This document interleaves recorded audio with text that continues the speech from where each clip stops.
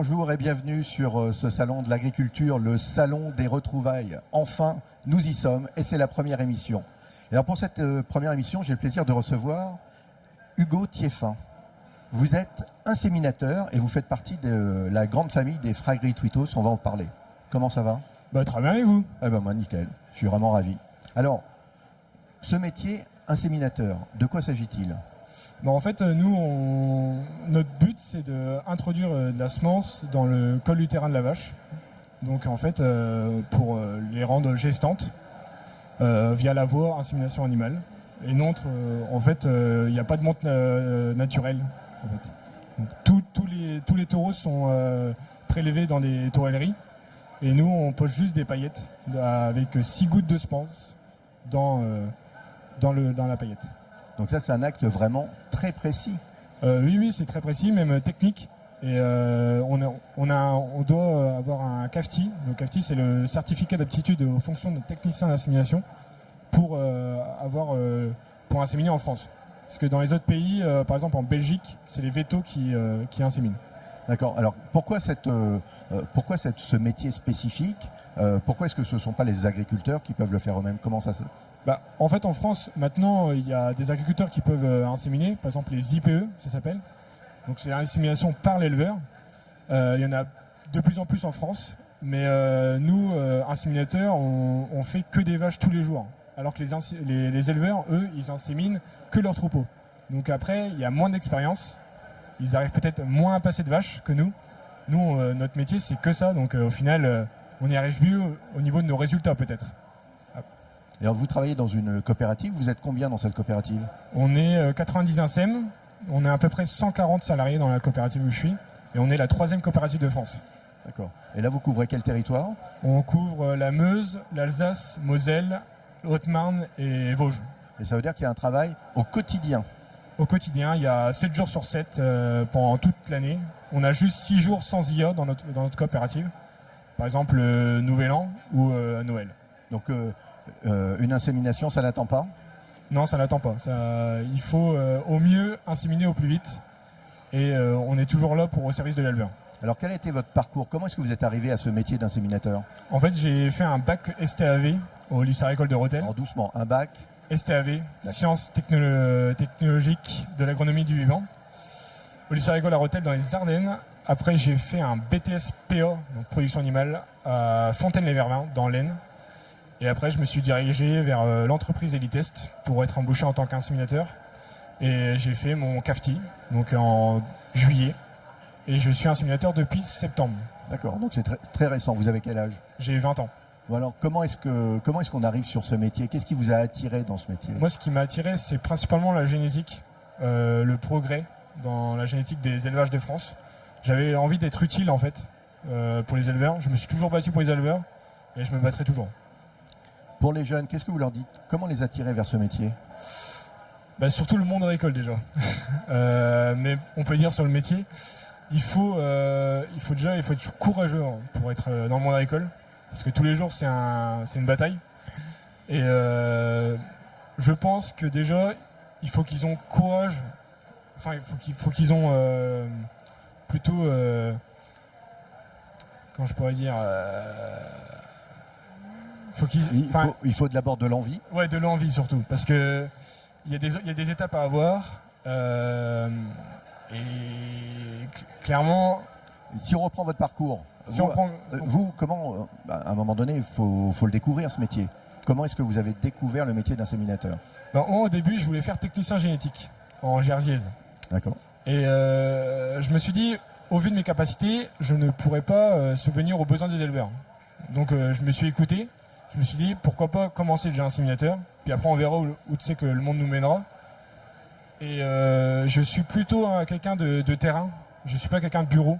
Alors que technicien génétique, il y a du bureau et un peu de ferme sur le terrain. Et moi, je suis quelqu'un de terrain, donc l'inséminateur, ça me va mieux. Et je suis plus au contact des éleveurs. J'adore le relationnel. Alors voilà, on y vient. Donc, vous avez à la fois les éleveurs avec lesquels vous travaillez, et puis vous avez les animaux.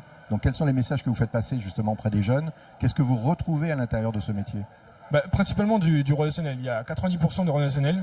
Après, il y a 10% de notre métier, parce qu'il faut bien remplir les vaches.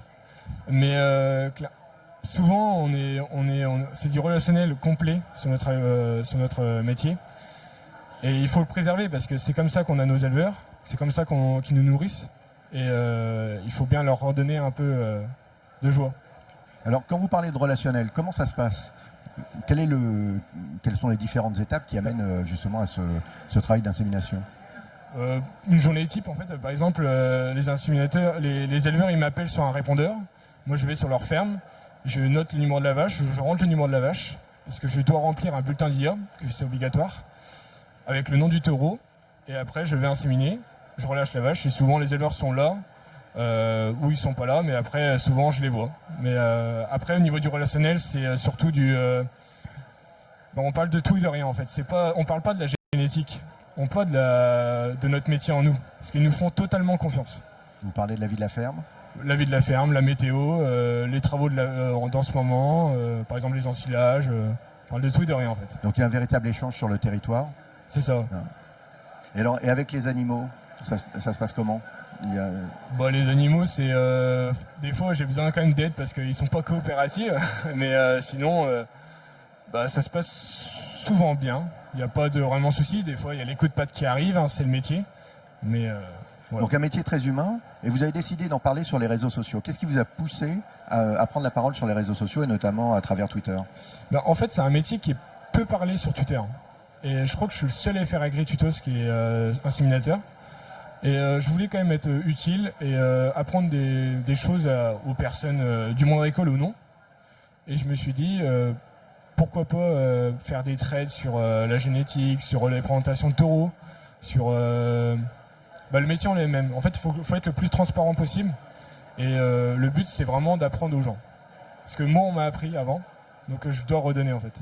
Est-ce que vous êtes un peu chahuté sur les réseaux sociaux ? Oui, surtout sur les animalistes, les véganes et les protecteurs d'animaux principalement. Et qu'est-ce que vous leur dites ? Au début, j'ai essayé de parler avec eux.